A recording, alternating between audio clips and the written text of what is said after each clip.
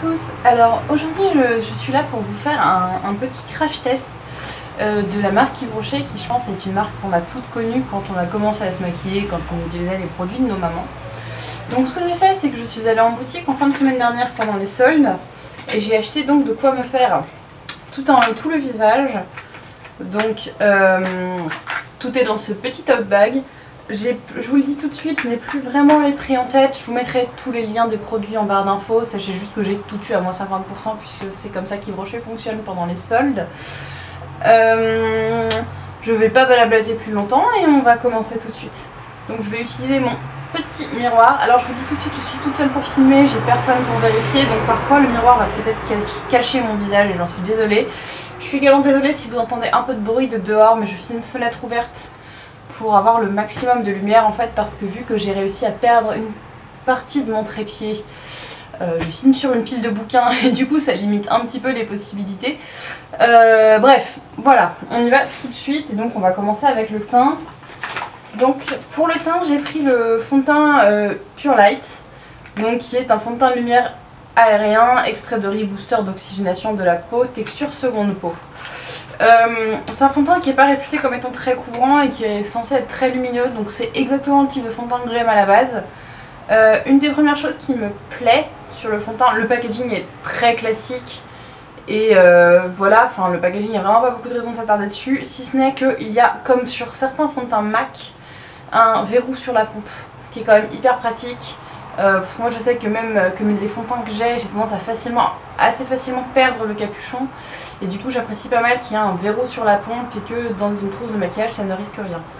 Donc on va secouer un peu la chose et on va appliquer ça. Alors je vais mettre une pompe, non, deux pompes sur le dos de la main et on verra ce que ça donne. Et pour l'appliquer, je vais utiliser donc l'éponge physionomiste. Bon là je vais pas vous mentir, enfin de toute façon ça se voit, c'est une éponge que j'utilisais déjà avant et que je sais que j'aime beaucoup, donc au moins je sais que ce produit là de la revue me plaira a priori. C'est parti. Alors c'est effectivement très peu courant, mais assez minifiant et pour le moment c'est pas trop mal. J'ai l'impression que mon éponge boit comme d'habitude énormément de produits, donc je pense que je vais devoir en remettre. Mais ça c'est vraiment la critique que je fais à cette éponge de toute façon depuis le début et c'est aussi pour ça que j'ai tendance à pas trop l'utiliser au quotidien. J'utilise plutôt celle de l'huile Technics parce que celle-ci absorbe vraiment trop. Hop. Alors, donc il faudra définitivement que je repasse un petit peu au correcteur je pense, à certains endroits. Mais c'est pas trop mal, il est effectivement extrêmement lumineux. J'avais reverrouillé la pompe forcément. Il est très lumineux, il n'accroche pas du tout les petites zones de sécheresse, donc ça c'est chouette, même si bon j'ai pas encore fait la zone vraiment critique de mon visage, à savoir l'intersourcilier. Alors le fond de teint est appliqué, donc pour le moment je l'aime bien, vraiment j'aime beaucoup le rendu. Il est super lumineux, super léger, il a vraiment donc, j'avais vraiment peur, moi c'est au niveau de l'intersourcilier que ça me fait toujours très peur parce que c'est une zone de mon visage qui est extrêmement sèche. Donc j'ai toujours peur que ça accroche là et que ça se voit, là c'est pas mal. Je manque un peu de couvrance mais ça voilà, enfin j'ai fait un gommage, j'ai pris ma douche et tout juste avant de filmer, du coup j'ai la peau un peu plus rouge que d'habitude. Donc je vais venir maintenant utiliser donc une espèce de correcteur enlumineur, donc c'est le stylo rayonnant jeunesse correction et éclat en teinte 02, je crois que la teinte c'est beige. Alors c'est un produit que j'ai déjà utilisé auparavant et que j'adorais et on va bien voir si... mais que je n'utilisais pas dans cette teinte là et on va bien voir si dans cette teinte là il me correspond. Du coup je vais l'appliquer en teinte anti-cerne là. La teinte m'a l'air très très chouette. Et je trouve ça hyper pratique comme applicateur, les petits applicateurs pinceaux comme ça. Pas toujours hyper hygiénique mais c'est quand même super pratique, il faut le reconnaître. Je vais en mettre un peu là où je manque de couvrance, à savoir sur le menton, sur le nez. Hop. Et un poil sur le front également. Un peu partout en fait me direz-vous, et vous aurez raison. Hop. Voilà. Du coup je vais revenir avec mon éponge physionomiste pour estomper tout ça. Je suis désolée, la lumière change à mort. Le soleil s'éclate. J'espère que c'est pas trop dérangeant pour vous. Alors effectivement, bah, j'aime toujours autant ce produit. Il s'estompe tout seul à l'éponge. Il est très très discret. Comme je l'ai pris en teinte plus foncée que ce que j'avais avant,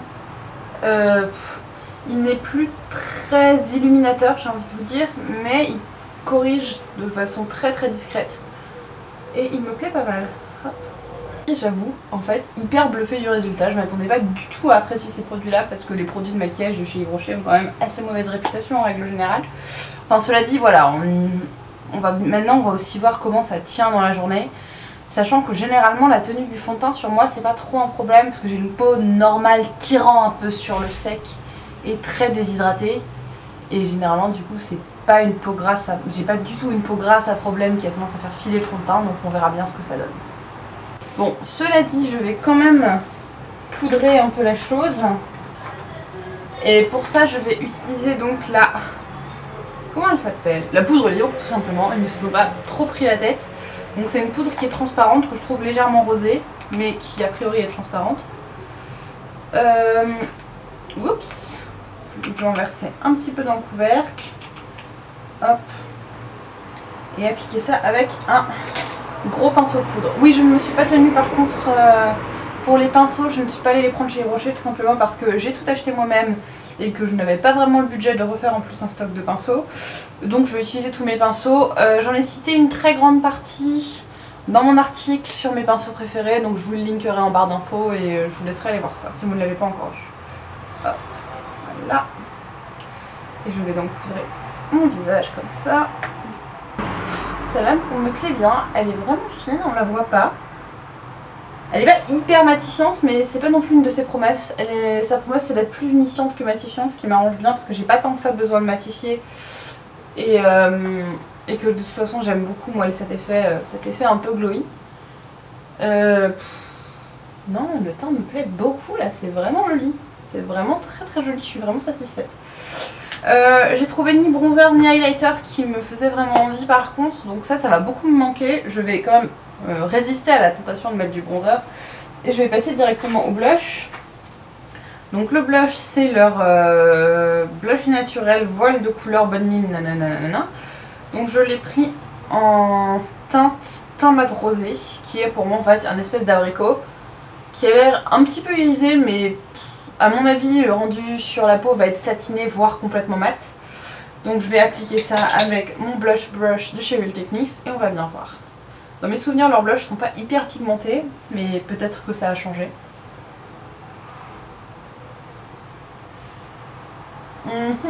Ça n'a pas vraiment changé. Ils sont pas super pigmentés, mais c'est déjà mieux qu'avant, j'ai l'impression, cela dit. Et au moins, on n'a pas trop de risque de se rater, on peut y aller vraiment progressivement. Il est très joli ce blush en tout cas. Je l'aime beaucoup. Je vais probablement pas le garder et le laisser à ma soeur parce que ça ressemble beaucoup à des blushs que j'ai déjà. J'ai déjà une collection de blushs assez énorme. Mais il est, je dois bien le reconnaître, qu'il est très joli. Donc pour le teint on est bon. Maintenant avant de passer aux yeux je vais m'occuper de mes sourcils. Et pour ça je vais utiliser le crayon à sourcils donc en teinte ultra brun qui est une teinte marron relativement foncée et en tout cas de l'impression que j'en ai eu en le swatchant complètement froide, ce qui est hyper important pour moi parce que les produits qui ont du rouge dedans ne fonctionnent vraiment pas sur mes sourcils. Donc on va bien voir ce que celui-là donne. Déjà détail très pratique et indispensable à mon sens pour un crayon à sourcils, il a un goupillon de l'autre côté. Donc je vais brosser mes sourcils et essayer de les remplir et voir ce que ça donne tout simplement.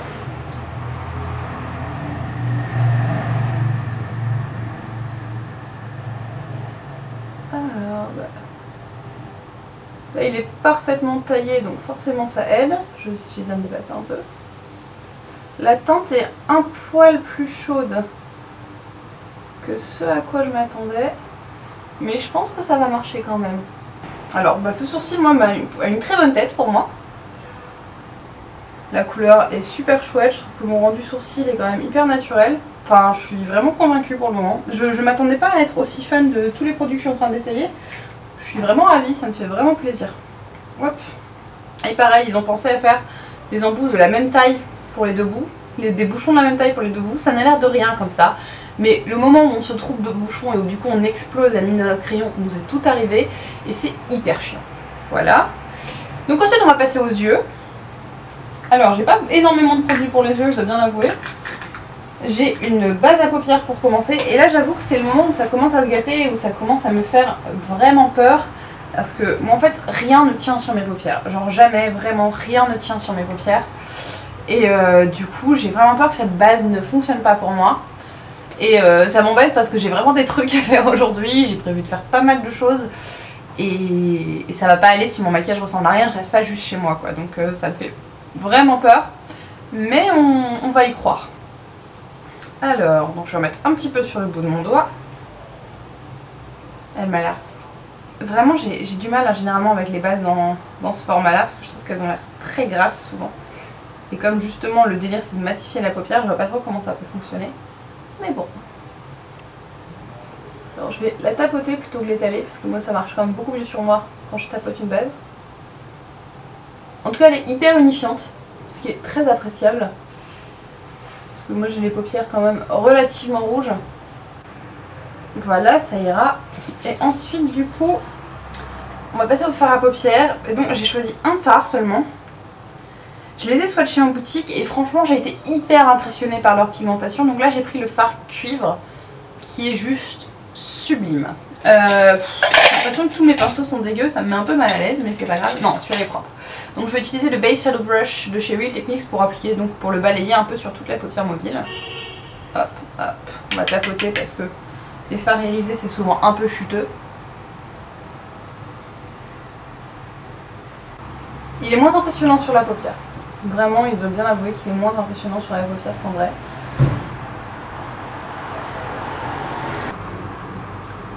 Voilà, donc j'espère que vous arrivez à vraiment voir le résultat. Je le trouve très joli, assez subtil. Je suis un poil déçue vis-à-vis de comment il se swatchait. Je trouve qu'il est quand même beaucoup plus discret sur la paupière.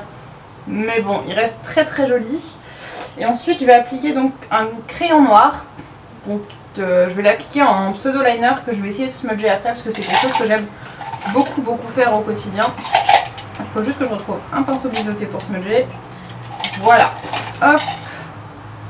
Donc je vais l'appliquer au ras de cils comme un trait liner mais un peu plus grossier puisque de toute façon je vais l'estomper après. Hop.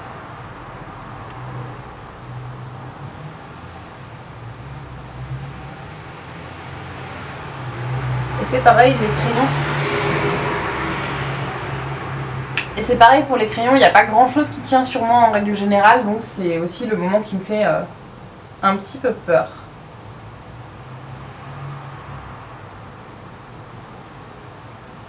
Ça s'estompe pas trop mal. Oui, je smudge avec le pinceau à sourcils de Real Techniques, qui est un pinceau biseauté qui est pour moi un peu trop gros pour les sourcils. Que je trouve parfait pour ça. Je disais que j'aime beaucoup le rendu, bien que le fard soit peut-être un poil trop discret à mon goût, je trouve ça quand même très honnête. Le crayon est sympa et c'est très bien estompé, on va bien voir maintenant comment il tient. Et ensuite je vais passer au mascara, donc je vais utiliser ma mascara volume déployé, mais version waterproof. Pour la simple et bonne raison que je connais déjà le normal et que j'ai déjà utilisé le normal et que j'adore le normal et que j'aime vraiment beaucoup les mascaras waterproof parce que comme je vous l'ai dit j'ai des paupières relativement grasses. Et du coup avec un mascara normal ça a tendance à vraiment filer dans la journée. Donc on va essayer celui-là et voir s'il est aussi réussi que la version classique. Hop.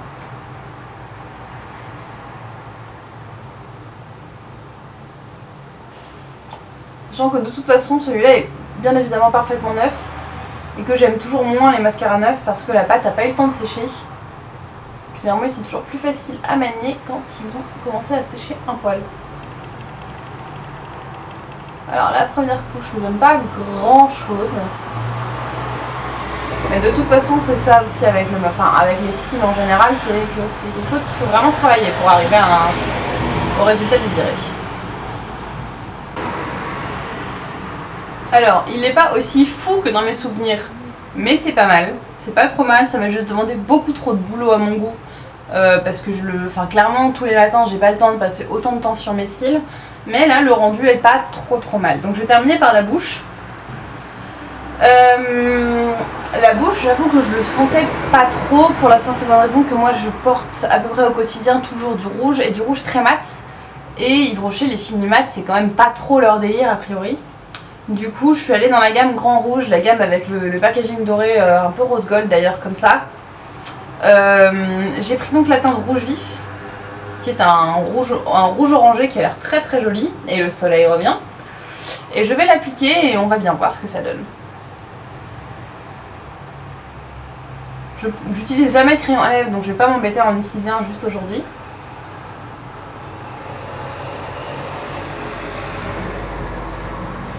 Il est super joli, un peu glossy, mais je vais de toute façon comme d'habitude mordre dans un mouchoir. Et le côté glossy devrait, s'il ne s'en va pas, il devrait au moins s'atténuer. Voilà, la couleur est hyper jolie en tout cas, la couleur est vraiment jolie, elle va très bien avec le reste de mon teint.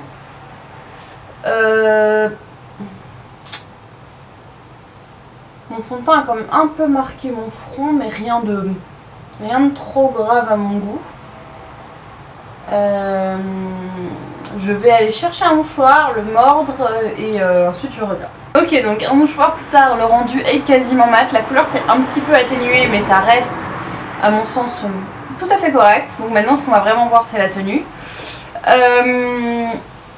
Donc ce que je vais faire c'est qu'au cours de la journée je vais filmer quelques updates. Je vais probablement les filmer au téléphone parce que je vais pas mal bouger et que ça va être un petit peu compliqué de me balader avec mon gros réflexe toute la journée. Donc je vais essayer de filmer 2 updates dans la journée parce qu'il est assez tôt, il est 10h. Il est 10h et j'ai pas mal de trucs de prévu, donc je vais vraiment pouvoir vous filmer une update après avoir mangé je pense, pour voir pour le rouge à lèvres et ensuite plus tard dans l'après-midi. Donc c'est tout pour le moment et on se retrouve tout à l'heure. Ok, donc il va être l'heure de faire une petite update, il est 13h33 très exactement. Du coup ça fait 3h30 que le maquillage est fait et je viens de manger et comme vous pouvez le voir au niveau des lèvres, surtout à l'intérieur de la bouche il y a quasiment plus rien, donc je vais clairement être obligée de faire une retouche. Ça c'est pas très surprenant, enfin ça me le fait déjà avec les rouges à lèvres mat que je porte d'habitude et là comme il est quand même assez crémeux c'était évident qu'il allait pas trop tenir la route sur un repas. Les yeux n'ont pas bougé, ce qui est super cool, enfin, c'est vraiment la partie qui me faisait le plus peur et là ça fait 3h30 et ça n'a absolument pas bougé donc c'est chouette. Les sourcils sont toujours à peu près bien, j'ai l'impression que mon arche ici c'est un poil estompé mais rien de dingue. Par contre il y a un petit problème, on ne le voit pas trop à la caméra donc ça me déçoit un peu mais j'aimerais vraiment que vous puissiez le voir comme je le vois mais tant pis, c'est que je brille, clairement. Je brille beaucoup je trouve par rapport à d'habitude et je vais repoudrer, remettre un peu de rouge à lèvres. Le mascara, j'ai l'impression que la courbure est un peu tombée mais il tient bien, il a pas smudgé ni rien donc c'est pas mal. Donc je vais repoudrer, remettre un peu de rouge à lèvres, bouger et je pense que je referai une petite update d'ici 2-3 heures à mon avis, peut-être même un peu plus. Et voilà, bonne après-midi, à tout à l'heure. Ok, donc il est l'heure de vous filmer un autre update, donc là il est quasiment 17 h je crois. Ça fait donc à peu près 7 heures que je suis maquillée. Les yeux n'ont pas creasé, mais le fard commence à s'estomper doucement. Pareil pour le crayon, on le voit quasiment plus. Donc moi, au final ça aura tenu à peu près 6 heures et si ça commence à s'en aller sans faire de traces dégueu dans le creux de paupière mais juste que ça s'estompe un peu, ça me dérange pas en fait, c'est vraiment moins dégueulasse. Donc ça me pose pas trop de problème, j'attendais pas grand chose de cette base de toute façon et j'avoue que là je suis quand même plutôt agréablement surprise. Au niveau du teint, le fond de teint a quand même commencé à bien s'estomper, surtout sur le nez. Enfin sur la zone T principalement, je vois que vraiment le fond de teint a commencé à se barrer. Donc une fois de plus je brille pas mal. Donc là je me prépare à sortir, donc clairement je vais repoudrer. Le mascara n'a pas bougé, la courbure, bon elle était déjà tombée quand je vous ai fait l'update de 13h30, bon ça n'a pas bougé depuis. Les sourcils sont toujours très bien. J'ai plus du tout de blush par contre, donc ça pareil je vais en remettre un petit peu. Les lèvres sont bien là du coup, j'ai juste bu un peu d'eau depuis tout à l'heure mais j'ai pas mangé ni rien. Et du coup c'est pas trop mal, c'est plus assez pigmenté pour moi donc je pense que je vais craquer et refaire une petite retouche quand même. Mais ouais on est bon en fait, on n'est pas trop mal. Au bout de 7 heures je pense que ça pourrait avoir une tronche bien plus dégueu que ça. Juste un petit bémol pour le fond de teint et le correcteur qui clairement là sont plus ou moins partis au final. Et et la poudre qui, bon, même si elle n'est pas censée matifier, me fait quand même beaucoup plus briller que ce que j'utilise habituellement.